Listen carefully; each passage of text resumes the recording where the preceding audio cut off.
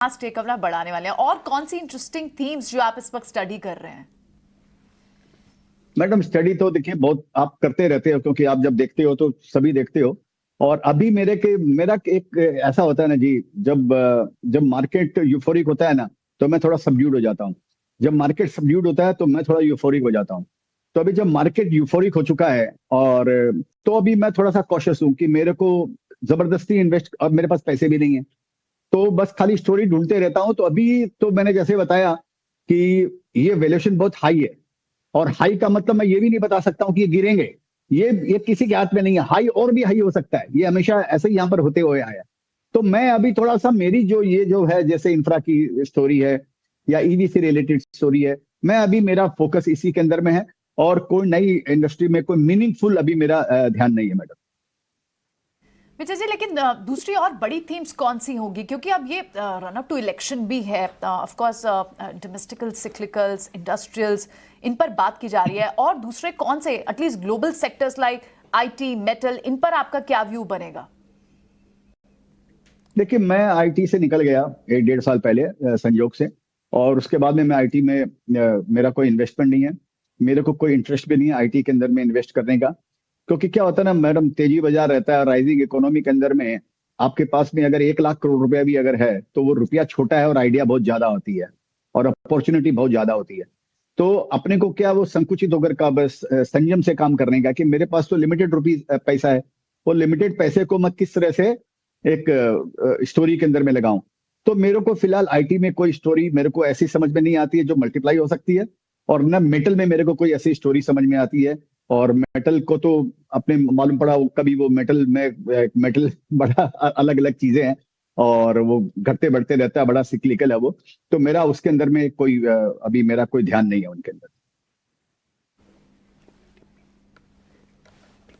Right विजय भाई, ये आपने बहुत अच्छी बात बोली कि जब बाजार यूफोरिक हो जाता है तो मैं सबड्यूड हो जाता हूं, और जब बाजार सबड्यूड हो जाता है तो मैं यूफोरिक होने लगता हूं। ये एक चीज़ है, इसको थोड़ा सा और एक्सपैंड करते हैं अपने व्यूअर्स के लिए कि होता अक्सर डिफरेंट है। यूफोरिक बाजार में लोग यूफोरिक हो रहे हैं, और सबड्यूड में खुद सबड्यूड। आपने ये जो बिहेवियर वाला जो मैटर उठाया है, ये कितना ज़रूरी है आगे नए इन्वेस्टर्स के लिए over a long period of time successful investor बनने में? कितना साथ दिया है आपको? आपने धीरे धीरे डेवलप किया होगा अपने आप को ऐसे।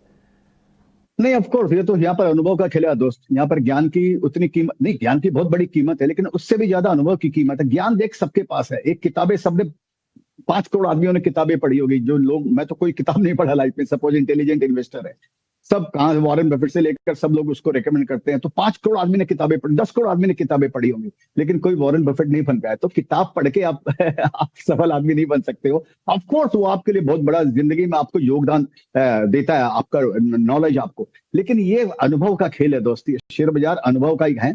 यहाँ पर अनुभव के बिना कुछ होता नहीं है। अनुभव ने मेरे को ये सिखाया है कि भाई, जैसे है ना कि जब तूफान आता है तो आप क्या करते हो, आप अपने आप को संयम कर लेते हो ना। जब तूफान आता है तो आप छाती खोलकर निकल नहीं जाओगे, तूफान आ गया तो चलो मेरे को, तब आप अपने आप को संकुचित कर लेते हो अपने आप को, कि हाँ ये तूफान आया हुआ है, मैं अपने घर में बैठूं, या मैं ये कर लूं, या बारिश आती है तो मैं इसका ये उपचार करूं। तो ये वही है। और जब समझिए तूफान जब सबड्यूड हो जाता है, और जब सब ऐसे लगता है कि अभी कुछ यही हुआ ना, ये इतिहास हमको, डेटा हमको ये सिखा रहा है। ये कोई मेरी कोई खोज नहीं है, ये खाली ऑब्जर्वेशन। शेयर बाजार में सबसे बड़ी चीज है बॉस, ऑब्जर्वेशन। आप अपनी बुद्धि से, अपने अनुभव से उतना नहीं सीख सकते हो जितना आप दूसरों के अनुभव से सीख सकते हो, और दूसरों की फेलियर से आप ज्यादा सीखते हो। अगर खाली आप अपने अनुभव से सीखोगे तो एक जिंदगी आपको कम पड़ेगी अनुभव करने के लिए।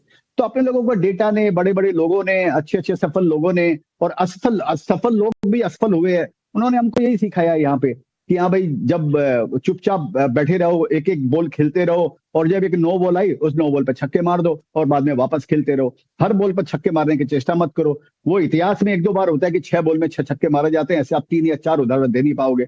बाकी एग्जाम्पल ये है कि आपको कब स्ट्राइक करना है, और कब डिफेंस करना है, और कब छक्के मारने का है। यही गणित है भाई यहाँ पे, और यही अनुभव है। Please like, subscribe, and share with your friends.